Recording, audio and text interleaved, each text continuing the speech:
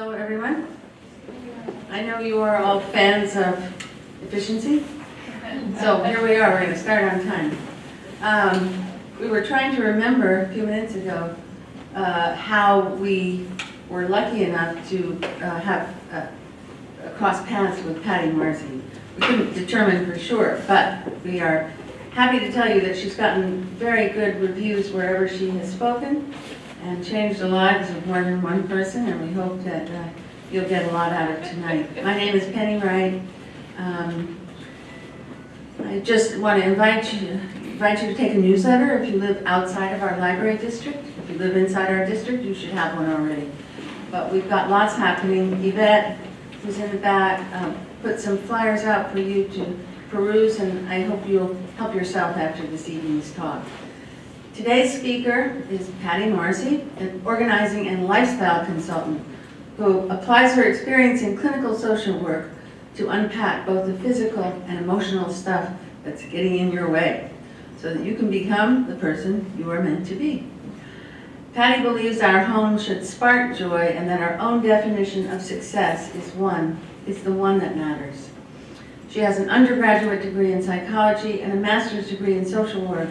An obsession with self-improvement and furthering the common good is the thread throughout her career in social work, higher education, tech startups, philanthropy, and consulting.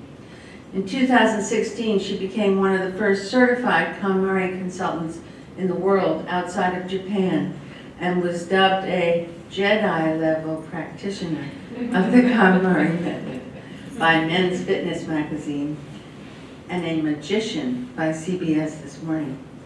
Patty is an official lecturer for KonMari Media, Inc., teaching workshops and consultant certifications courses from New York City to Hong Kong. Beyond business, she volunteers in her community, runs a little free library outside of her home in Huntington, and tries to get outside as much as she can. Of all of her titles, being a mother is the one she's proudest of. Please welcome Patty Marcy.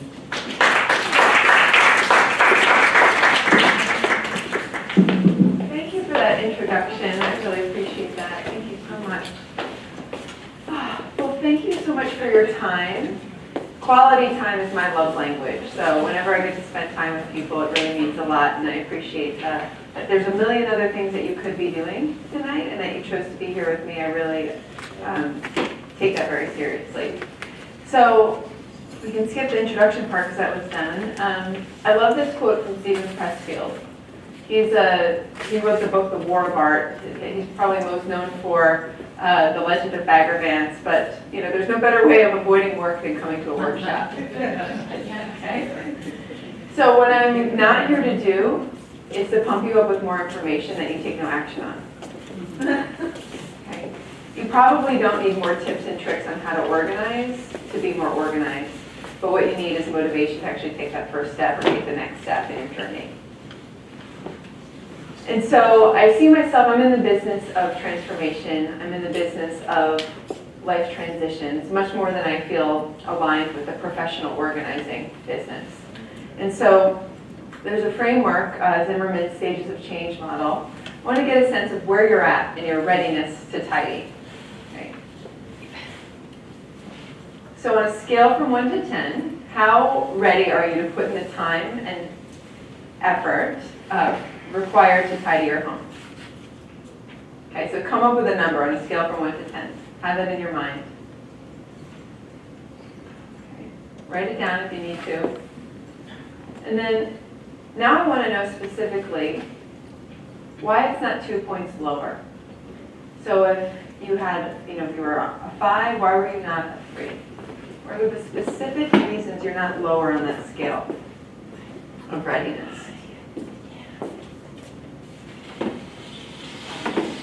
What's that?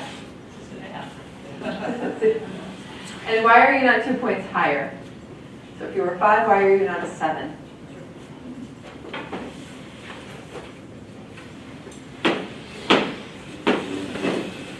And this is share by choice. There's no judgment here.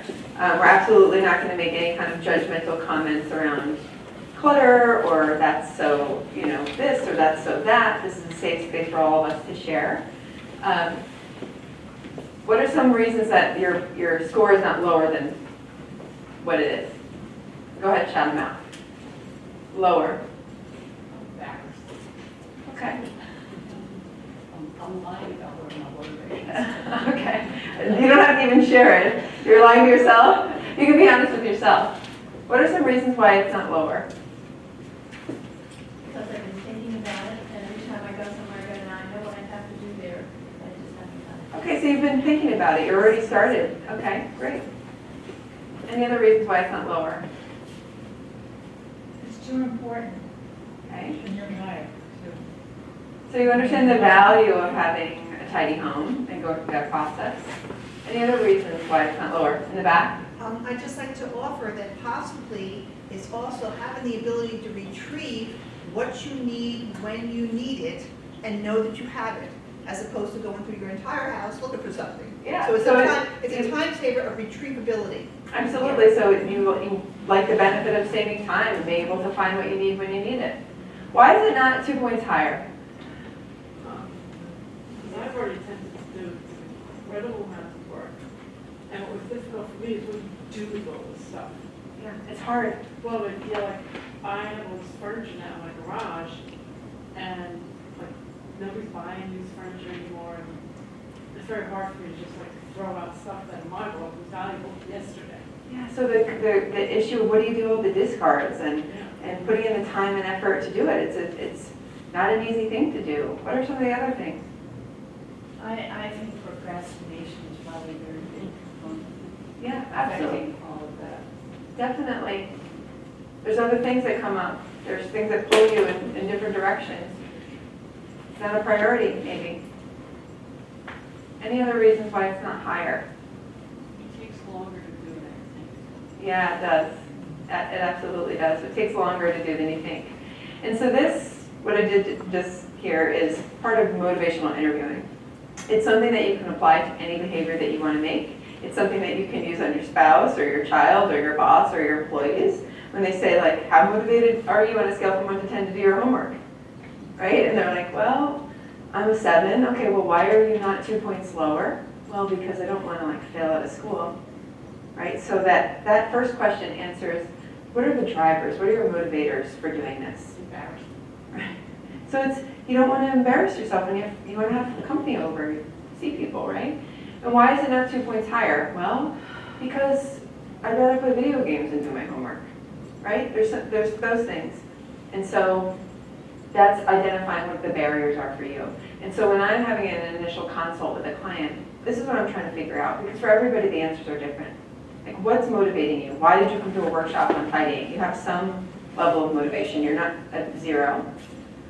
Do you encounter people, I feel like I'm sort of a pack rat, and I am a hoarder in a way. I mean, you wouldn't know it if you came into my apartment, but there's a basic thing about the way I really am, and I don't know how I would go about changing that. Yeah, well, you might not have any motivation to change. It's working perfectly fine for you. And if that's the case, so that's great.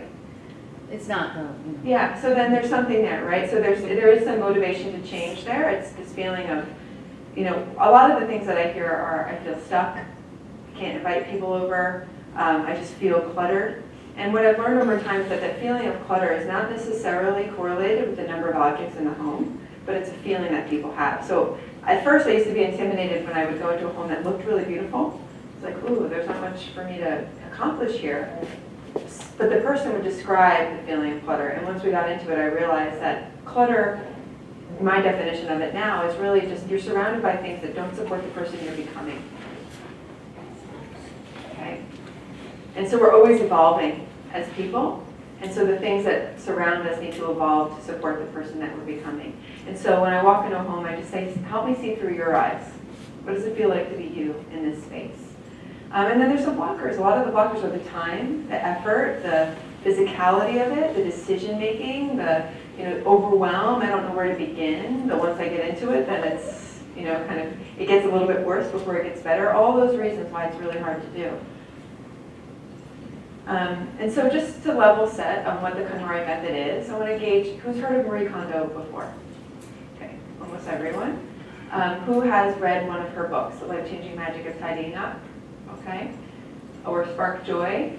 The first one was The Life-Changing Magic of Tidying Up. That's definitely where to begin. The second book is Spark Joy. That's more of a reference to the first book. She's launching her children's book tomorrow, and that's actually, it's great. I got to read it this weekend, and it's a very simple summary of the method. She also is launching a book about work called Joy at Work in the spring. And she has a third book. She has a life-changing manga of tidying up. It's like a graphic novel. Okay. She also has her Netflix show. Who has seen the Netflix show? Okay, Tidying Up with Marie Kondo. Great. And who has never heard of the KonMari method before? Okay. So the KonMari method is a comprehensive tidying method. It's one where you go through a tidying festival or a tidying marathon. And what that means is that you handle every single object that you own, one item at a time, one category at a time. You filter every object through the lens of, does it bring me joy or not? And if it doesn't, then you let it go with gratitude. It is comprehensive, it is intense, but it is a once-in-a-lifetime event. What I've come to know through years of practice now is that it's a lifestyle practice. This tidying festival is something that you do once, but that it becomes a way of life, it becomes a mindset, it becomes the way that you approach everything that you do. Okay. And so ultimately, the objective of all of this, the destination, isn't necessarily like beautiful color-coded drawers, it's a joy-filled life. And so, as was shared, I was one of the first certified in the world in this method. I attended Marie's very first seminar that she offered in New York City in August of 2016. And became the first English-speaking instructor for her courses. They were previously taught in Japanese, and she would bring in her Japanese consultants to do that. I actually was just in New York City this weekend at the Botanic Garden, teaching a course to over 100 people from around the world. And I have one next weekend as well. So we do these a few times a year with my colleagues, and it's such an amazing experience. So someone's asked, oh, you must be tired. I'm like, no, I feel like alive when I do this. And so why is this so difficult? One of the reasons, beyond the reasons that we just mentioned, why not just get a dumpster and throw it all away? Right? Maybe your friends and family didn't understand, like, why do you have to go to a workshop on tidying? I don't get it. It's pretty simple. Just keep it or don't. And I think that has a lot to do with things like this. Right? For sale, baby shoes never worn. And so inside every home, there is something like this. There's a little skeleton in the closet. There's something that we have to face and encounter that maybe we don't want to. It's the same way that doing inner work or interpersonal growth work or therapy is difficult because going in means facing those things. And so ultimately, this work of doing the KonMari method is one of confrontation. We're not just shuffling piles around. We're confronting the piles. We're making decisions about, does this support me? What is my lifestyle? Who do I want to be in the world? It's saying goodbye to all of those past versions of ourselves, the past versions of our lives, and it's challenging. I've had this exact situation happen. I was working with a client. We were doing her clothing category. We stumbled upon a little box in the closet, opened it up, and there were 2 little baby shoes never worn.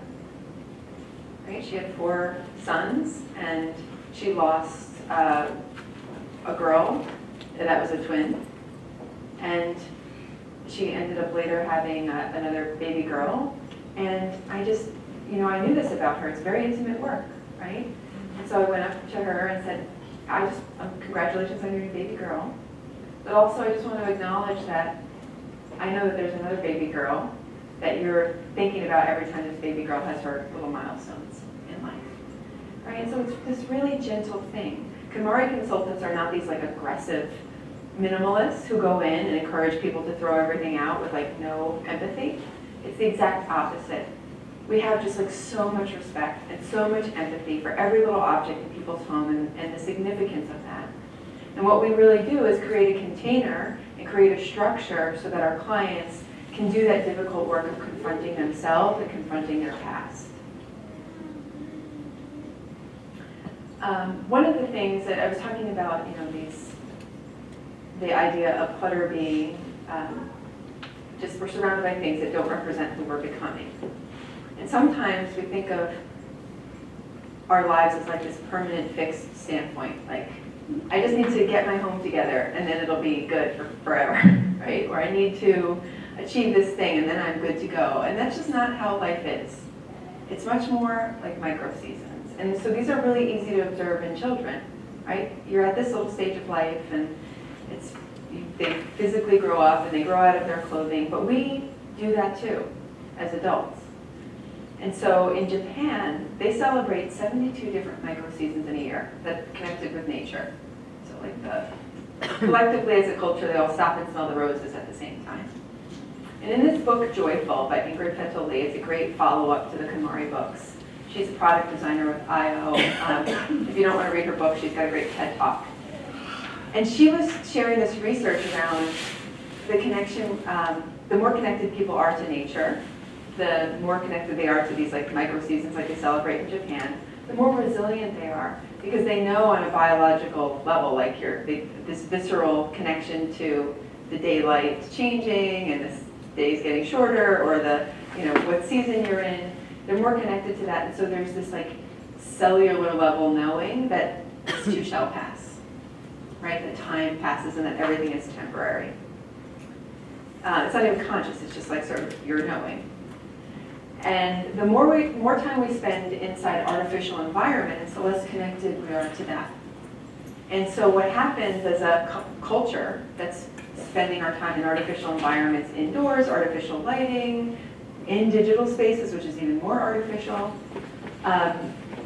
we feel stuck, right? So when something bad happens, we think it's forever. Similarly, when something good happens, we think it's forever. And so we lose our capacity to savor because we take it for granted, right? And so what I've come to experience as a KonMari consultant is that in a consumer culture like we live in, letting the objects that come into our lives come and go more naturally with the natural rhythm of our life is a way of staying connected to the true nature of our lives. Is that making sense? Mm-hmm. And so it's kind of like, here it comes in and there it goes out. It doesn't mean that we're wasteful. It just means that we're in sync, right? 20 years ago, you wanted to pursue skiing as a hobby. Now that's not, you live in a different state. It's not part of your lifestyle. You're a different person. You have other interests. And so we let those things go just as naturally as we let the leaves fall off the trees and the snow fall on the ground and the days getting shorter, the days getting longer, those natural rhythms. And so I want you to think about, I like to use this metaphor of trapeze, right? So you can imagine someone is holding onto a bar and all these little life transitions are just taking that next little leap. Some are little and some are big leaps. Sometimes we take the leaps because it's really enticing on the other side. And sometimes we take the leaps because the bar we're holding on to is crumbling. Right? Sean Anker, who's a Harvard researcher on the science of happiness, says happiness is the joy you feel moving towards your potential. And so that forward momentum is really important to the experience of joy and happiness. And so when we're making these little leaps and transitions, sometimes I also picture like Mario jumping from one little mushroom to the next, right? These little leaps. Having clarity around what you're jumping to makes that easier. Fully letting go of the bar that you're holding on to makes that transition easier. But no matter how confidently you let go and how clear your destination and how strong you are in taking that jump, you can never avoid this moment in time where you're just suspended in midair. And that's what I call the void. And it's an uncomfortable place to be. And so what the KonMari method does is train us to have the capacity to endure that void. Because when we're scared of that void, we don't take the leaps and we don't move forward. And so we practice with real easy stuff. T-shirts and socks and underwear and paper clips and kitchen utensils and things like that. And when you get to the end of this process and you've made tens of thousands of decisions through the lens of every single object that you own, then you apply that same confidence to bigger leaps. I'm going to move across the country for that job opportunity. I'm going to commit to this partner that I love so much. right? I'm gonna leave this toxic relationship. I'm gonna go try to have kids on my own as a single mom. You know, all the big things that you see people do. I used to work in career counseling as part of my graduate field work at Loyola.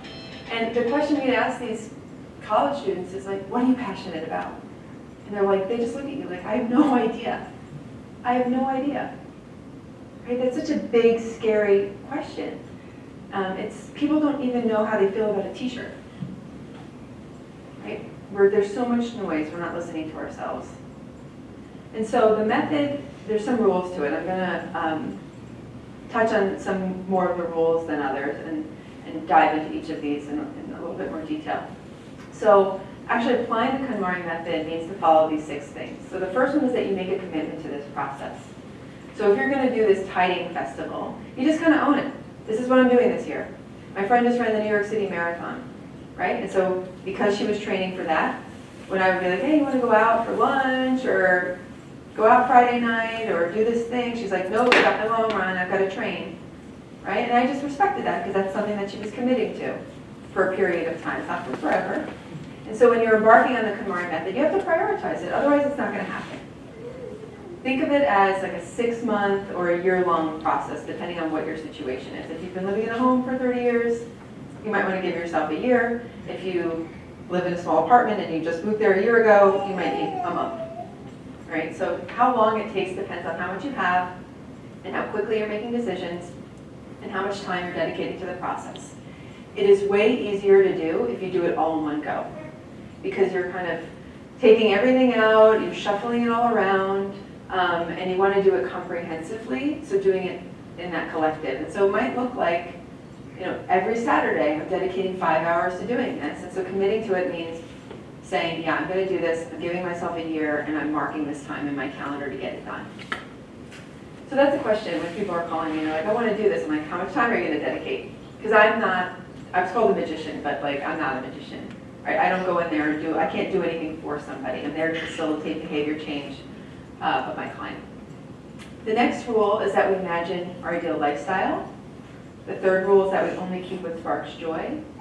The fourth rule is that we're doing this by category, not by location. So we're not going and doing closets, we're doing clothing. Right? We're not doing bathrooms, we're doing toiletries. We do these in the right order also. So we don't start with those baby shoes. We start with the easy things. The excess 30 Gap t-shirts that you have. And then at the very, very end, you're dealing with those sentimental objects. And then finally, then this is one that people sometimes have difficulty with, is that we're finishing discarding first. So you're doing joy checking through all of your items before you buy any containers or deal with permanent storage in this method. And it's kind of beautiful to see is we end up discarding a lot more organizing supplies and acquiring organizing supplies. So I already told you a little bit about the commitment aspect. So imagining your ideal lifestyle. Ultimately, this is what drew me to the method. I read about Marie Kondo in a New York Times article.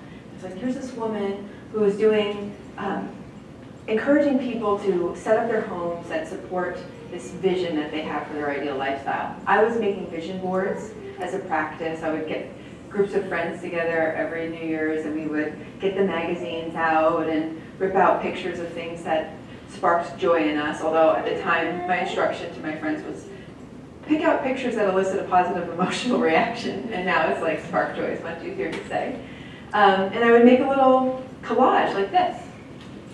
Okay? Have you ever made a vision board before? Okay, you can pass it around. And so that's just a little 2-dimensional scrap of paper, something I would put on my nightstand and remind myself of, oh yeah, this is the kind of life I want to be living. That's the direction I want to be moving in. When you finish the KonMari method, your entire home becomes this immersive, like 360 vision board. It's very powerful. And so I had this teacher tell me, I took this like wilderness class, and he said, energy moves along the path of intention.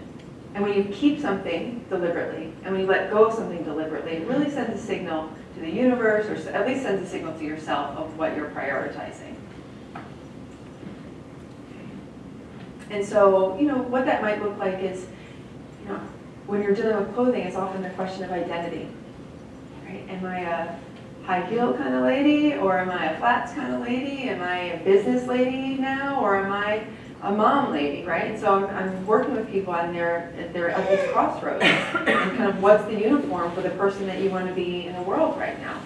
I had one client who did not hire me because he wanted help decluttering. He hired me because he was writing an article for Men's Fitness magazine. And I did one session with him. He's like, I'm curious about this, let's see what you've got. We took all of his clothing out. He went through it and he goes, this is a lot more emotional than I thought. This shirt is one that I wore on a road trip, and he's telling me all the stories, and he realized, just how powerful that was. Well, he went on to do the rest of the method on his own for the article. And a few weeks later, he decides that he's selling all of his things and traveling the world. Right? He was selling all of his things and he was going to travel the world. Because the question isn't, when's the last time you used it? It's what brings you joy. And so he stumbled upon his hiking boots and his backpack and his passport. He realized the rest of the stuff is like, nice as it wasn't like to the level of what he could create if he's a writer. He can live anywhere he wants and work remotely. And so he realized he could let all that go and double down on what he was really passionate about. He was at a stage of his life where he could do that. He didn't have a family.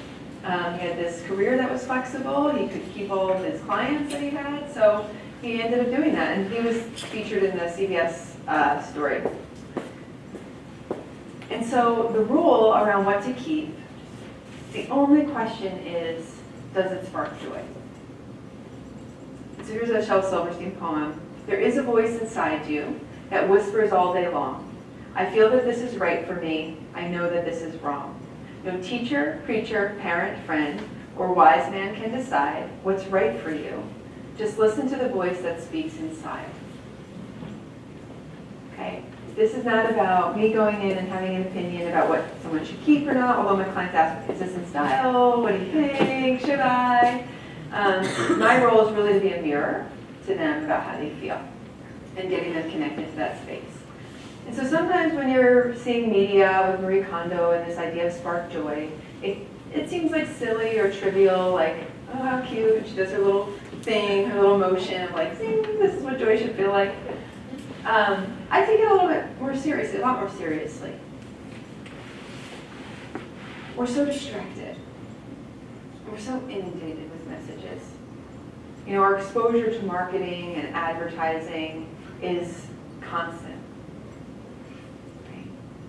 There was a study that was done. They put people in a room by themselves, and they had a choice to sit there with their own thoughts or shock themselves with electricity. And they chose to shock themselves. That's where we're at. That's how scary it is to go inside. And so sometimes it looks like I'm not doing anything when I'm there with my client. I'm just holding space. I'm making it safe. I'm saying, I'm going to go down there with you. I know it's scary. But the truth is when's the last time you really asked yourself, how do I feel about that? And I think if there's any characteristic that my clients have in common is that they're caregivers. And so even more so with that population, when is the last time you asked yourself how you felt about that? Right? And so I go in and I block out all the noise. Kids, the spouse, the pets, the music. Make them have a snack, good lunch or breakfast before we start. And we're good to go. We're standing there in front of their pile of clothing. They're holding an object in their hand. I'm like, how do you feel about that? And it's like, I have no idea how I feel about this. Right? And then the thoughts start coming. And the thoughts are like, well, how much did I spend on it? And who gave it to me? And is it still in style? And what will people think? And where's it going to go when I discard it? The only question is, does this belong in your life anymore? Does it spark joy for you? We'll worry about the rest later. Only make a decision around, does it spark joy for you? And so all those thoughts are in here in the head. So at least they're in their own head, right? And not like, the Gap told me it was an essential t-shirt, so therefore I must. Right? No. What do you think? What do you feel? So I'm trying to get them out of the head and into the heart. And so our bodies will often reveal how we feel much more honestly than what we're saying.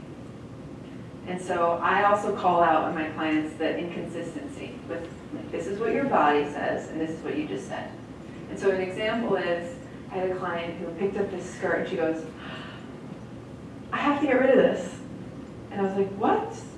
Like, did you see what just happened to you? You like lit up, you smiled, you stood upright, like your eyes are really wide and joyful. What's going on? Tell me the story of this skirt. And she goes, well, I wore this skirt on my honeymoon and we danced in the streets of Italy and I have so many good memories associated with it, but it's not my size. I don't have any fantasies about being that size again. I'm cool with that, but like, so therefore I should let it go because I'm never going to wear it again. And I was like, that's pure joy, what I just saw there. And the rule is that we keep things that spark joy. And so how about, instead of discarding it, we hang it up prominently in your closet, and every time you go to get dressed in the morning in your bedroom, which is the intimate space you share with your spouse, you have this beautiful reminder of the connection that you had at the very beginning, and that you still have those feelings for him now. She's like, I love that idea, right? And so we really honor those things. This is much more about honoring joy. And those are some of my favorite moments of convincing people to keep things that they felt like wasn't acceptable, giving people permission to be themselves. A little bit more on this is like, if you're doing this by yourself and you don't have the benefit of someone kind of mirroring, you have to be careful who you invite in this space. Right? If you're doing this with a friend, or doing this with a spouse, or you're doing this as a mother to a child, the person who's there needs to be totally neutral. And it's really hard to be totally neutral with close friends and relatives. Even, I mean, I do this for a living, and when I do it with my daughter and she's discarding books, I'm like, oh, you're getting rid of that one. You know? Like, and she goes, well, you can keep it if you want to keep it. I was like, all right, I guess she's okay, right? Do it in front of a mirror if you're doing it alone, so that you can see what your body looks like. And try to feel it. Maybe even close your eyes instead of just try to get to that heart space of like, what's happening in my body? And so you can see how doing this, every single decision you're making through clothing, books, papers, kimono, you're training yourself on listening to yourself. And so the KonMari method really teaches us to trust our own instincts, express gratitude, and let go. And so I showed you what the joy looks like. The opposite of joy usually is like the telltale is like this scrunched up nose. So like, you know, and that happens a lot with things that are like the basics. Like it's just a pair of socks. Like, right? And so when you have a lot of that going on, which I did, I had a lot of stuff that was like, I didn't feel any joy really around my clothes. Yvette said she felt like so much joy around everything that she owned. I was just kind of like, right? It was actually working with my clients and seeing how much joy they found in clothes that I was like, I am missing out on something. And my wardrobe has actually grown in size since doing the KonMari method. So again, this is not an exercise in minimalism, it's an exercise in joy. The next rule is that we are going to tidy by category and not by location. And so we're not going into this closet and cleaning the closet, we're just pulling out all the clothes that belong to this person. And so you're only doing this with your own stuff, by the way. You're not tidying other people's things. It's an exercise of focusing on yourself.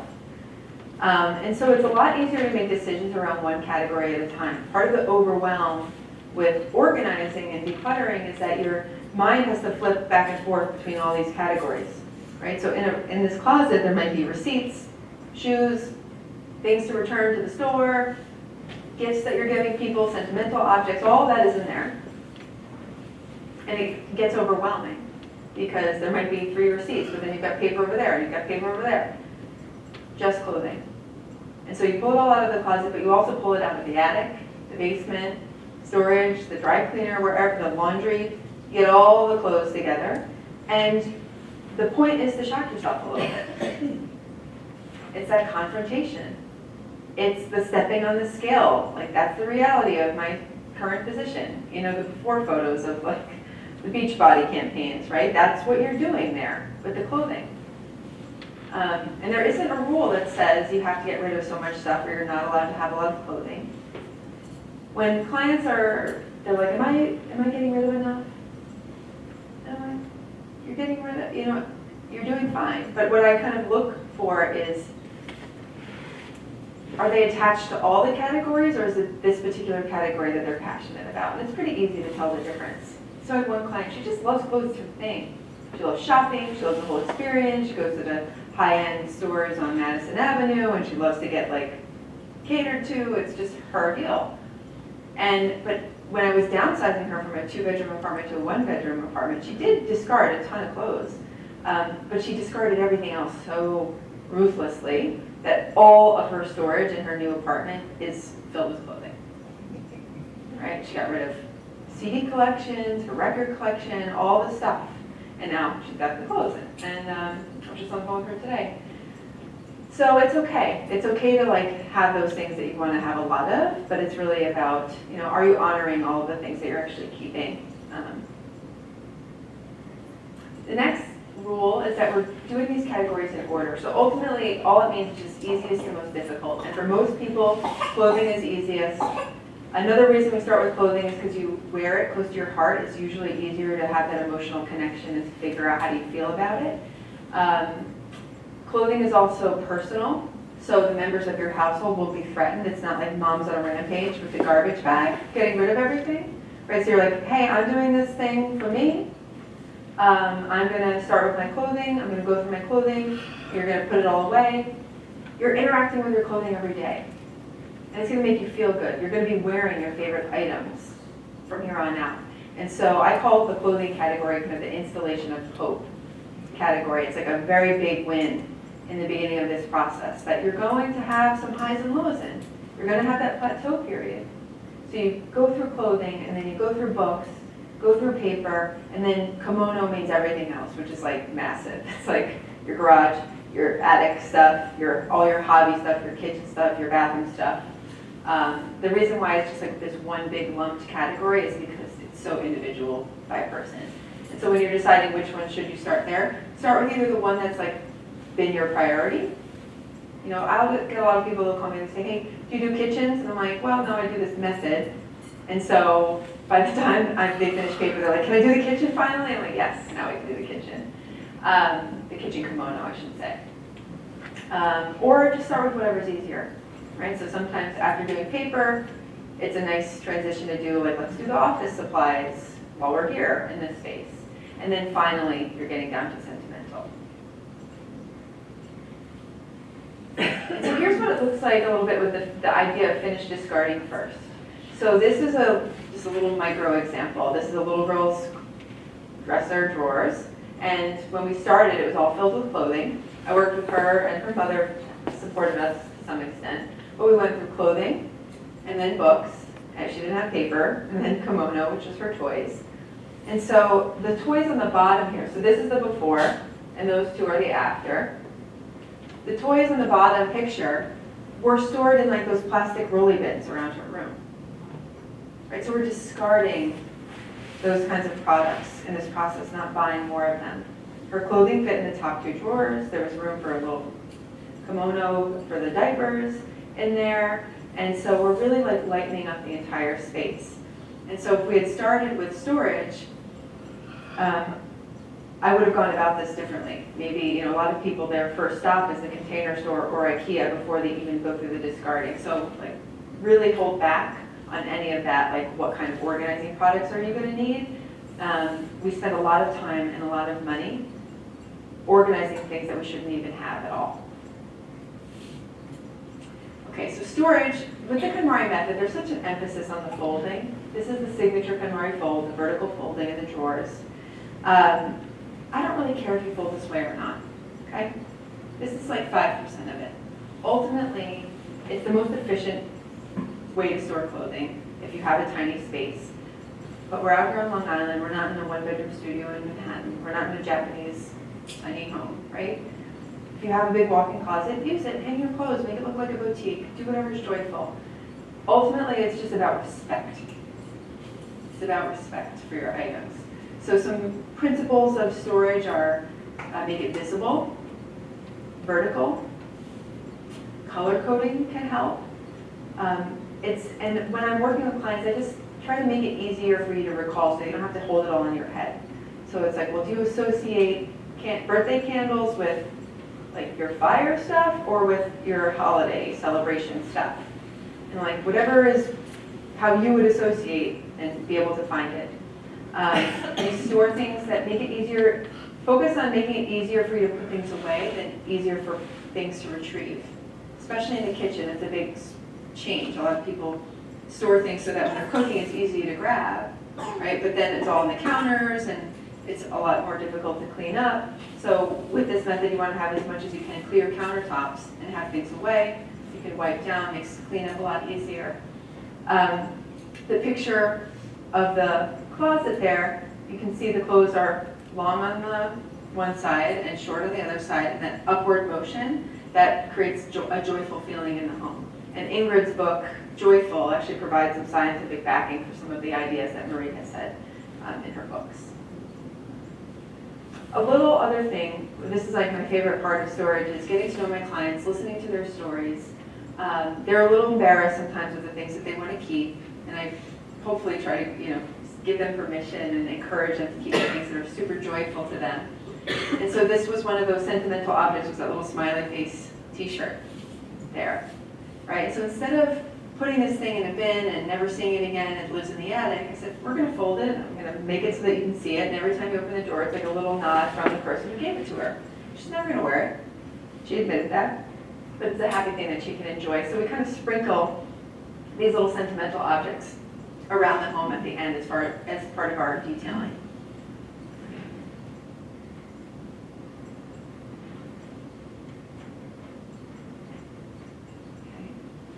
So I don't want to eat up too much of our time talking more about folding. These illustrations are in the book Spark Joy. Now that the method has become so popular, there's a million YouTube videos on how to fold it. So when you're there in your home folding your items, go for it. But it's also about flexibility. If you have deep drawers, you're going to fold the items a little differently. If you have shallow drawers, you have to do it a little differently. So you just have to make it work for you. This was a client who loved rainbow color coding, so she took it upon herself to do that. It's not a rule that you have to do it in rainbow order. I want to talk a little bit about paper. KonMari method is a very progressive stance on paper that's different than most organizing techniques. And so I'll have clients say, oh, I'm so organized with paper, look at my file bin, it's all alphabetized, I'm on it. And then I'm like, but you don't have to keep any of this paper. So the rule of paper is that we throw it all away. So paper is the one category that joy is not really the criteria. We just assume it's all trash, pile it up. We go through it one sheet of paper at a time or one file folder at a time. And we're looking for things that need to be kept. And so the only paper that needs to be in your life are paper that require you to take action. What might that be? Bills? What else? Will. Well, that's a keep for forever, but something that you have to take action on. Medical records. That's like a reference, yeah. Very important. But something you have to do. Taxes. So taxes maybe, an invitation, right, that you receive in the mail, that's a take action. Sometimes when I'm short on time and I've got something I'm like, oh, I have to read this and figure it out, that goes in the take action. So I'm sorting my mail. It's like, do I need to take action on it? Do I need to keep it for reference? Or is it trash? Recycling. So take action. Take action lives in a magazine file, something like Upright. That's going to call to your attention. It's something that we can call it the pending file. Deal with on a consistent basis. I like to use habit stacking and I kind of associate when I'm doing laundry as a good time to attack that action bin because I'm, at home. I'm doing the laundry anyway, and so in between laundry swapping, I'm there doing all my take action. The next one is keep for forever. What do you need to keep for forever? Well, that's sentimental, but like paper, what kind of photos? Birth certificate? What kind of documents? Oh yeah, those kinds, like passport. I don't even think a lot, because especially if you're thinking wills and stuff, you need to have it all together so anything happens, your kids can Yeah, there's that one spot. Yeah. All of my Keep for Forever lives in this. That's it. That's it. This is just an example. I didn't actually bring all my Keep for Forever. My birth certificate, my passport, my marriage certificate, it's all one family worth of stuff is in here. I'm actually going through divorce right now. It's very easy to be like, here's your paperwork and here's my paperwork. Goodbye. And so if you choose, you can have one of these per member of the household if you want. For my family, it works just to have one. What about like tax, they say you have to keep your tax records for like 10 years. Sure. So then the final category, so if it's not take action, which would be in like a little magazine thing, or keep for forever, which is a very small amount of paper actually. Then there's keep for reference. And keep for reference is a privilege everyone abuses, right? And so keep for reference means you're keeping it for reference. And so the filter is like, am I actually going to refer to this? Do I need to refer to this? And so what I will say though is you have to manage risk. This is all about managing risk. And so there's a cost to your time to organizing and keeping things that you don't actually need to keep. That's, if you choose to keep it and choose to store it, that's 100% you're choosing that, right? If you might need it, then that's like, is that a 5% risk or is that a 10% risk? And so I feel so confident in this. I think it has a lot to do with my work volunteering in post-Katrina New Orleans and the Gulf Coast area, where I'm there with families, digging out their homes with a shovel, sludge of papers. They figured it out, guys. They figured it out. If you lose a document, it's replaceable. So just keep that in mind. I think a lot of times knowing that the worst case scenario is survivable helps like ease and makes this a little bit more tolerable for us. That being said, there's keep for reference long-term and there's keep for reference short-term. And so medical records might be something that you want to keep. That's not something you're referencing like you're referencing a recipe. So that would go in the long-term bin. Then there's frequently referenced, and that's like the recipes or the phone numbers that you might need to refer to, your articles that you're referencing all the time. All of that keep for reference lives in one binder or two binders with page protectors. And the act of having to put it in a page protector is a forcing mechanism to get clear of like, do I actually plan on referring to this? And so when the volume is an appropriate amount, you will actually refer to these things. But when you have so much paper, you don't even know what you have, you're not going to refer to it. And so the idea is, unlike keeping it in a file box with each little subcategory, you never go back to those. But when it's all in a binder and you're flipping through looking for that recipe or looking for that directory, I'm thinking class list, that's my life right now, right? You're going to stumble upon a piece of paper and go, oh, I don't need this anymore. And so the culling and the editing becomes just an automatic part of the process. Do consult the experts in your life, the attorneys and accountants, around what you actually need to keep. I've noticed that almost always my clients think that they need to keep things longer, and when they consult those people in their lives, that they get an answer that's much shorter than they thought, typically. But everyone's situation is unique, so go ahead and consult those people in your life. Wow, time is flying by.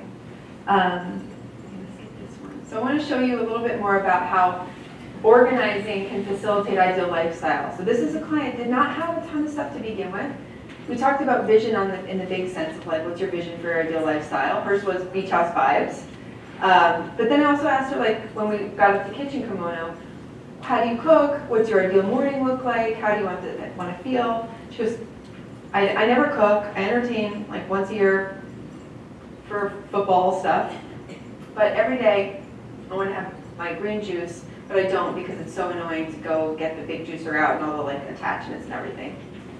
And so she joy checked everything in her kitchen, and then we put her juicer on literally a silver platter in her cabinet. And so when she opens it up, it's like right there, and it's like, hey, I'm here, use me. And it's very easy for her to take out, put on her counter, use, and put away. It's this is the same client, again, not super cluttered to begin with. The before is on the left here. These are very high New York City cabinets. She was a shorter woman, right? So it was very hard for her to see the spices that she had there. She had made so much room in one of the drawers by discarding things that we then could reclaim that drawer that had a bunch of utensils that she didn't use. For the spices, it was easier and more visible. And then we turned that cabinet into her little teas and morning of Zen, which was part of her ideal lifestyle. So we put her beautiful teacups and sugar bowls and things in there. We organized her teas when she had an Hermes box that we rescued from doing her clothing category, and we organized the teas in there. And then we had an empty shelf on the top, so that when she gets up to sentimental, she might want to put a picture or something up there. So we created space so that when she opens this, it's a much different experience.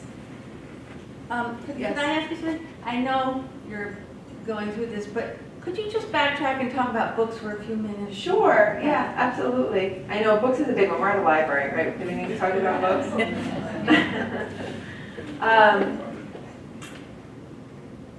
Books is either really difficult for people or really easy. Who thinks books is going to be a challenging category? Yeah. And so there's this false meme that was going around that Marie Kondo said that you're only allowed to keep 30 books. Did anyone see that? It's like not true. She never said that.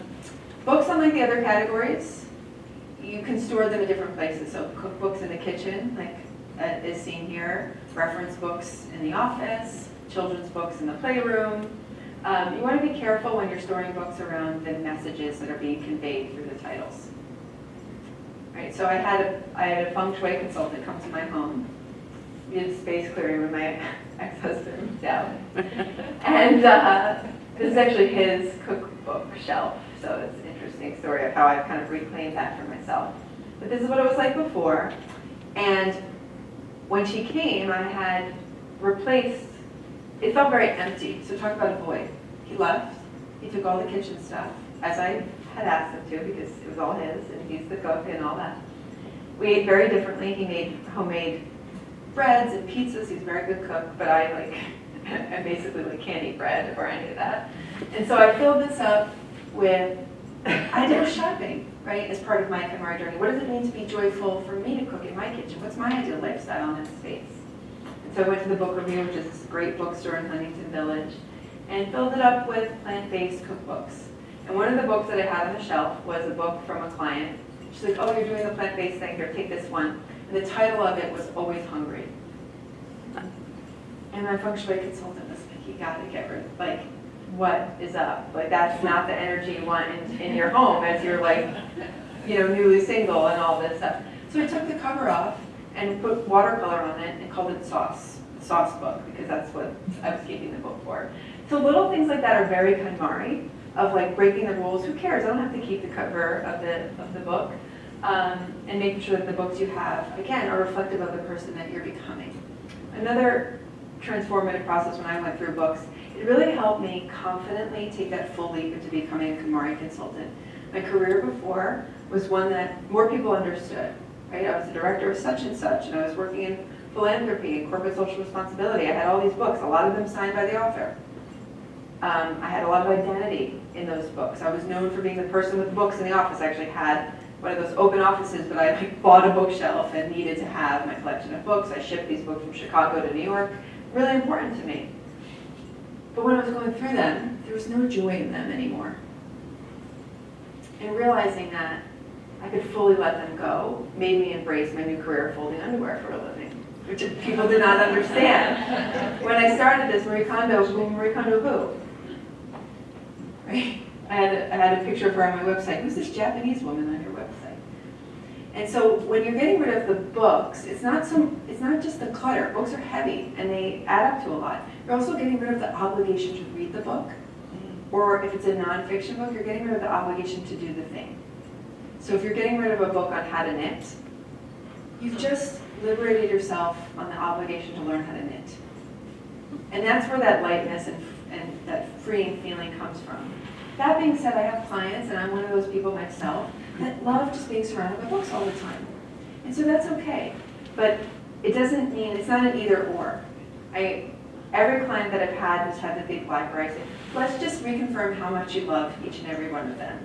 And we take them all off, we use it as an opportunity to dust the bookshelves, and we go through it, and they either just, if you love books, this is really fun, because they're all the books that you love. And so I encourage you to create a little hall of fame of the books that either changed your life or meant a lot to you, organize them in that ways. There might be just books that you have because you want them on display, that's okay too.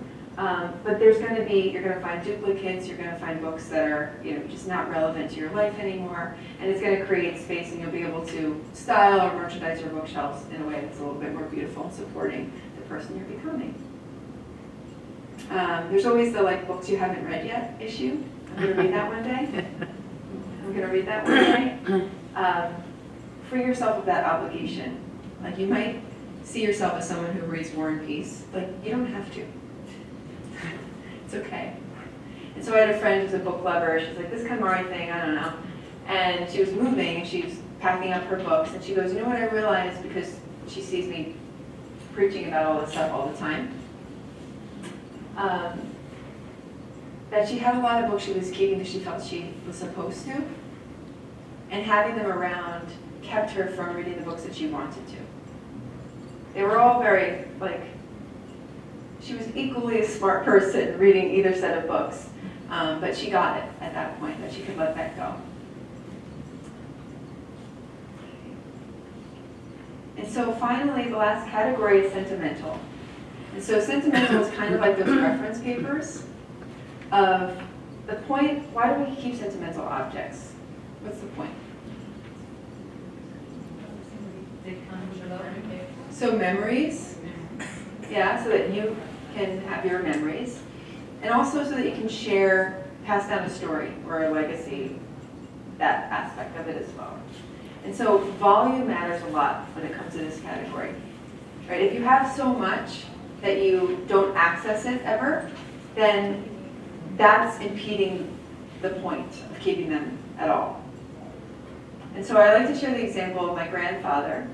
So after I went through my own KonMari journey, my father is never going to do this. It's just not going to happen. I'm at peace with that, right? So I go to his house and on holidays, and I kind of go hunting for sentimental objects. He was the only child of my grandparents, or the only living child of my grandparents. And so I found all these slide reels that my grandparents had. And this is one of the images on there. But along with the slide reels,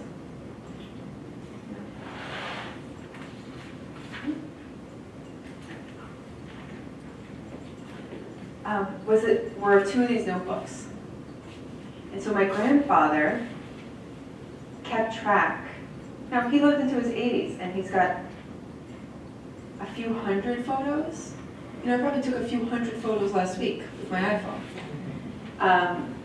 And so he's got a documented slide reel 1, slide 1, date, and then subject. So the location, who was in the photo, sometimes who took the photo.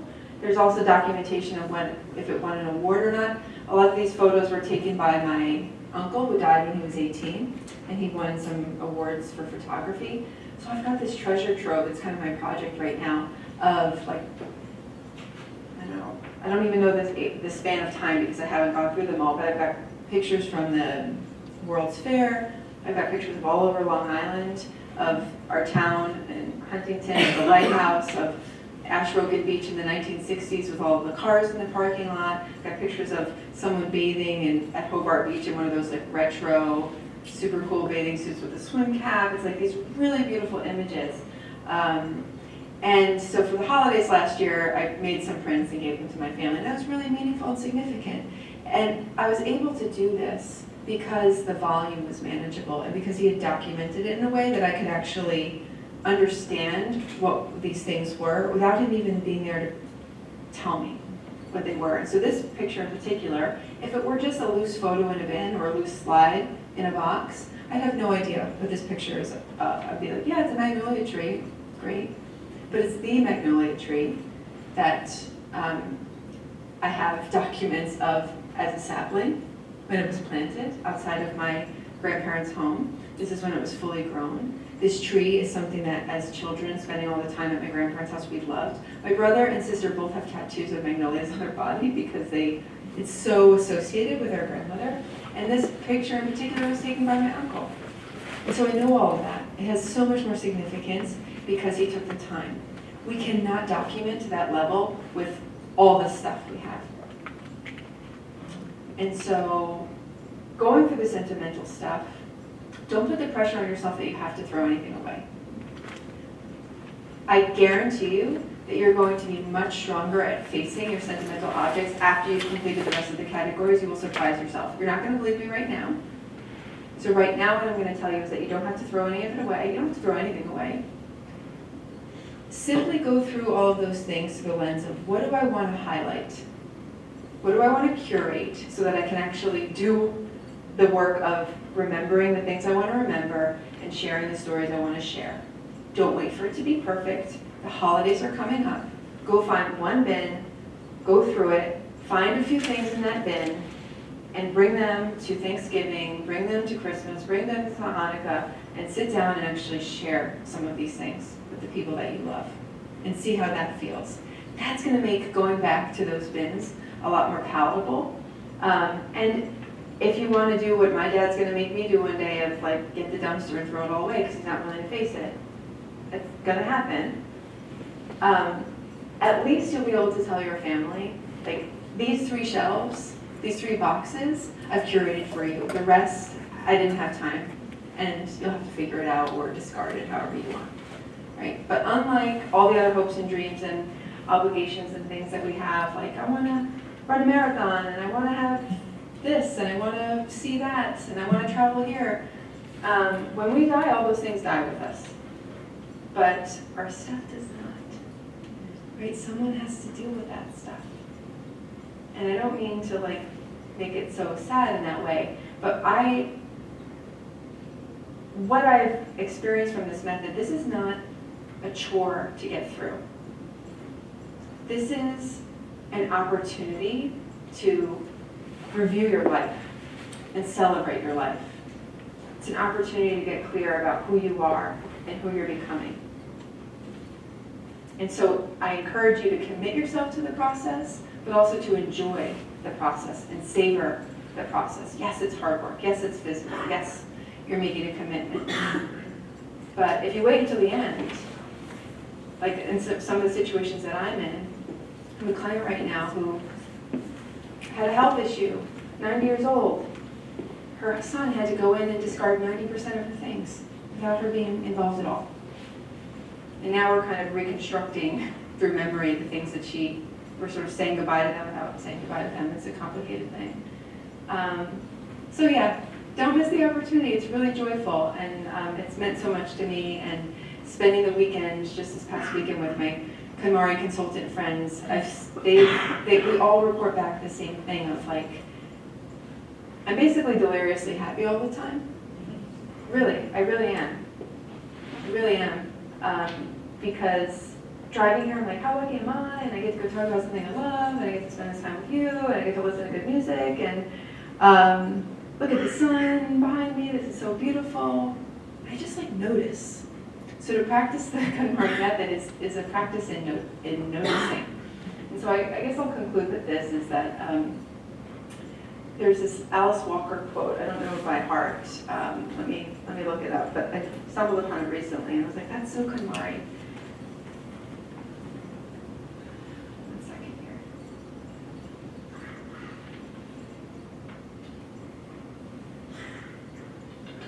Okay, it's not loading, so I'm just going to paraphrase kind of from memory.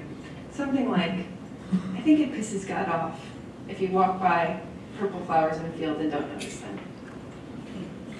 Right? There's all this like abundance and beauty all around us, but we've been sold an idea that we're not good enough, we're not complete enough. We need to buy things and acquire things so that we'll be worthy of love. And going through this process helps you realize like that's just a big trick, right? And that we actually have everything that we need. So I gave the participants of the KonMari seminar a little homework assignment on Saturday night, and we talked about it the next day.